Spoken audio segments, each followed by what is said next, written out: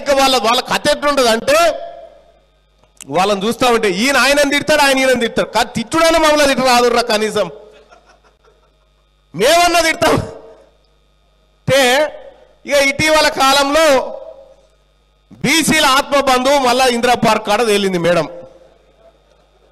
ఆమె అంటది బీసీలకు 42% రిజర్వేషన్ ఇవ్వాలి, ఇవ్వకపోతే ఏం చేస్తారో చూస్తామంటది ఆమె. 33 కాడ నుంచి 23 తెచ్చింది ఇలా నాయన. ఆ 23 కాడికి 18 కాడికి వచ్చి పడ్డది. కేసీఆర్ గారు చేసినటువంటి మోసానికి ఇలా బీసీ ఎంపీటీసీలు సర్పంచులు అందరు అవకాశాలు కోల్పోయారు. వాళ్ళు వచ్చి చెప్తారు ఇక మొన్నటిదాకా దళిత ముఖ్యమంత్రి అయిపోయింది, ఇప్పుడు బీసీ ముఖ్యమంత్రి అన్న అంటారేమో మనకు తెలియదుగా. దళిత ముఖ్యమంత్రి వ్యాలిడిటీ అయిపోయిందిగా, ఇప్పుడు బీసీ ముఖ్యమంత్రి. ఇక మన పోరాటం కూడా మనని చేసుకోనియరా, మన బీసీ పోరాటాన్ని కూడా మనని చేసుకోనియరా. ఇలా మీరున్నారు, మీరెంత జనాభా, మీరెంత కథ, మనమంతా తిని పాడేయంగా ప్లేట్లకి ఇట్లా వట్టిగానే జాల్తీ అని అలా వారేస్తే మిగిలిన మన పైసా అంతా కూడా సరిపోతుంది మీకు. అటువంటిది మీరు మా బీసీలకు ఏం చేయగలుగుతారు, మీరు మాకేం పెట్టగలుగుతారు? పెట్టే కాడికి సరిపోదా? మాకు శాత కాదా? మాకు పరిపాలన శాత కాదా? ఇన్ని రోజులు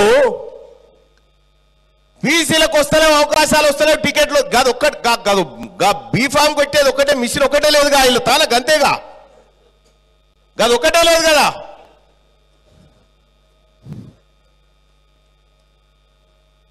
ఈ రకంగా బీసీల ఉద్యమాలు మేం చేస్తామని, లేకపోతే బీసీలకు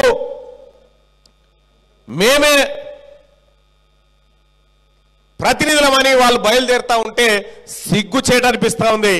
అసలైన బీసీ ఉద్యమకారులు భవిష్యత్ తరాలకు బీసీ దిక్సూచులుగా మారేటువంటిది వేదిక మీద ఉన్నటువంటి నాయకత్వం మారుతుంది. రేపు పొద్దుగాల వీళ్ళు నిలబడతారు. గెలువురు చూద్దాం. మీ దమ్ముంటే ఇదే సూర్యాపేటలో ఒట్టే జానయ్య మీద గెలువురు వచ్చేసారి నేను చూపిస్తా, మీ సంగతి ఏదో నేను చూపిస్తా. ఇదే మిర్యాలగూడలో బిడ్డ అర్జున్ నిలబడతాడు, మన బీసీ బిడ్డ. వీళ్ళ మీద గెలిచి చూపెట్టరు మీకు దమ్ముంటే. ఇదా ఓట్లన్నీ మా కాడ పెట్టుకొని ఇవాళ మమ్మల్ని బెదిరించుకుంటా మే ఏదో చేస్తాం, మిమ్మల్ని ఉద్ధరిస్తామని చెప్పి చెప్తా ఉంటే చూస్తూ కూర్చోవడానికి ఎవడు పిచ్చోళ్ళు లేరు. కాబట్టి బీసీ సోదరులారా, మీరు సర్పంచులుగా ఎక్కడ నిలబడతారో చూసుకోండి, మీరు ఎంపీటీసీలుగా ఎక్కడ నిలబడతారో చూసుకోండి. మాక్సిమం ఎక్కువ మంది దగ్గరికి ప్రచారానికి మేము వస్తాం, మిమ్మల్ని గెలిపించుకుంటాం, బీసీ ప్రజల జెండాలు ఎగరేస్తామని చెప్పి తెలియజేస్తా ఉన్నా.